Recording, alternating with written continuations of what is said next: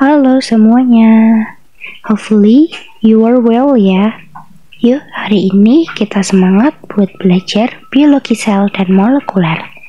Siapa nih yang tahu hari ini kita belajar apa? Yap, betul, hari ini kita akan belajar terkait hemofilia. Sebelumnya, ada yang tahu nggak sih apa itu hemofilia?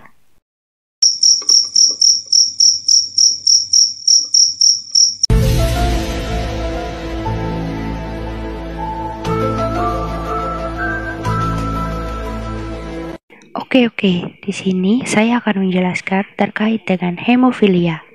Hemofilia merupakan penyakit yang terjadi karena adanya mutasi gen X yang mengkode faktor pembekuan darah, khususnya faktor 8 atau hemofilia A, ataupun dari faktor 9, hemofilia B.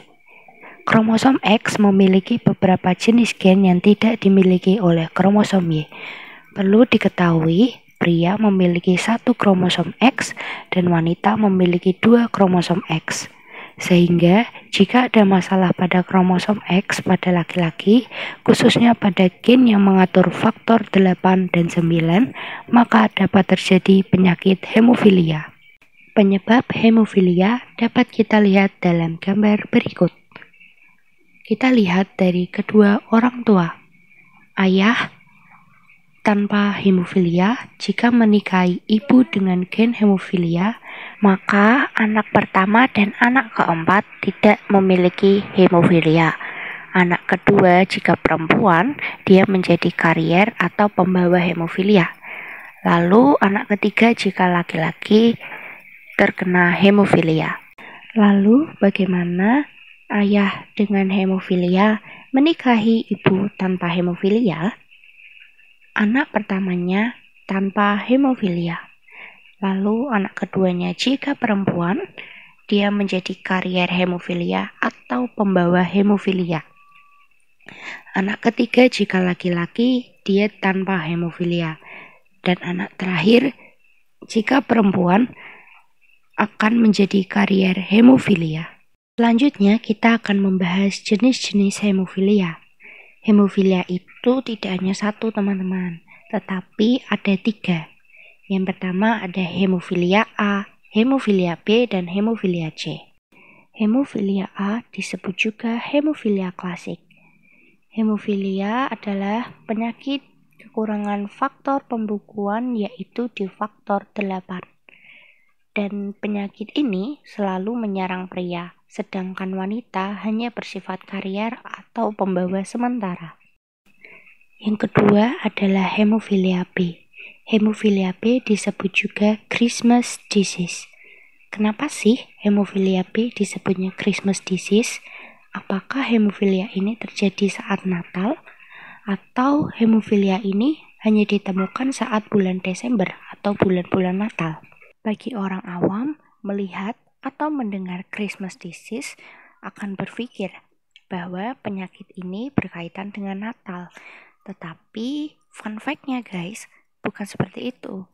Jawaban lebih tepatnya karena ada pasien pertama di tahun 1952 yang didiagnosis penyakit hemofilia B bernama Stephen Christmas. Makanya penyakit tersebut bernama Christmas disease karena mengambil nama belakang dari pasien pertama tersebut.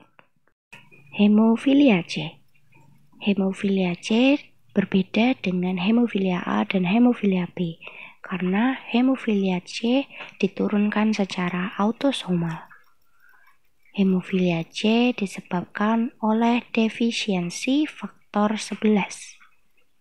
Laki-laki maupun perempuan memiliki kemungkinan yang sama untuk mengalami ataupun membawa virus hemofilia C.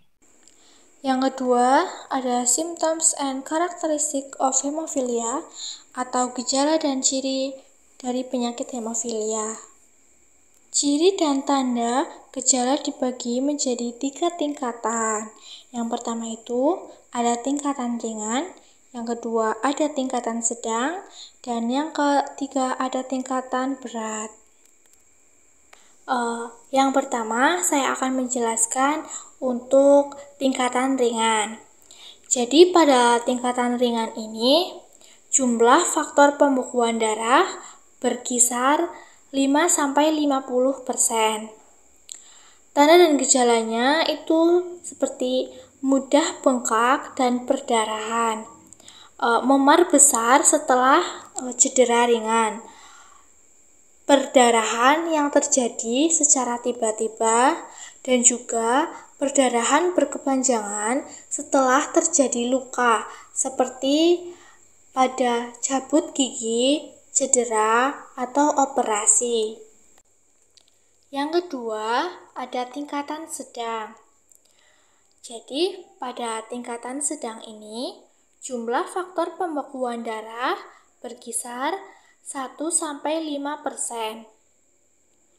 Tanda dan gejalanya, pertama itu ada perdarahan berkepanjangan setelah luka. Ada juga sendi kaku atau sakit, seperti kekakuan pada sendi di lutut, siku, pergelangan kaki, akibat perdarahan di dalam sendi. Selanjutnya ada mudah bengkak atau memar. Ada perdarahan tanpa sebab, jadi tiba-tiba terjadi pendarahan. Yang ketiga ada tingkatan berat. Jadi pada tingkatan berat ini jumlah faktor pembekuan darah berkisar kurang dari 1%. Gejala dan tandanya seperti perdarahan secara tiba-tiba, terjadinya mimisan, adanya darah pada urin, dan juga terjadinya pendarahan pada gusi, perdarahan yang berat dari luka yang kecil. Yang ketiga ada Laboratory Diagnosis of Hemophilia atau diagnosa laboratorium tentang hemofilia. Jadi, diagnosis dapat ditegakkan pada penyakit hemofilia, seperti dapat dilihat dari riwayat keluarga, riwayat kesehatan, dan juga tes darah. Itu merupakan kunci dari diagnosis. Dan pada wanita hamil yang merupakan karir, mungkin akan atau harus memeriksakan kondisi janinnya setelah 10 minggu kehamilan tersebut. Dan yang selanjutnya ada pemeriksaan laboratorium untuk menegakkan diagnosis. Yang pertama itu ada hitung sel darah lengkap. Jadi, tes ini mengukur jumlah hemoglobin, yaitu pigmen merah di dalam sel darah merah, dan jumlah berbagai dari jenis sel darah putih serta trombosit di dalam darah. Pada pemeriksaan ini mungkin hasilnya akan normal pada penderita hemofilia. Tetapi jika penderita hemofilia mengalami pendarahan dalam waktu yang lama, maka hemoglobin dan jumlah sel darah merah bisa rendah.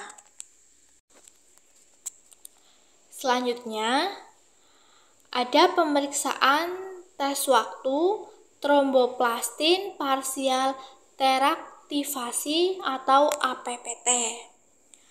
Jadi, Pada tes ini mengukur lamanya waktu yang dibutuhkan darah untuk membeku. Pada pemeriksaan ini itu mengukur kemampuan pembekuan faktor 8, 9, 11, dan 12. Jadi, jika salah satu faktor pembekuan ini terlalu rendah, darah akan membutuhkan waktu lebih lama dari biasanya untuk membeku. Yang keempat, ada treatment. Terapi dan pengobatan hemofilia dibagi menjadi 3. Yang pertama, hemofilia tipe A menggunakan terapi dengan octocog alfa faktor 8 diberikan setiap 48 jam untuk mencegah pendarahan.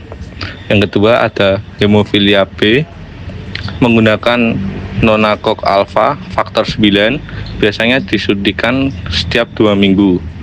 Yang ketiga, ada hemofilia C, jarang terjadi pengobatannya, mirip tetapi lebih sering terkait dengan prosedur medis.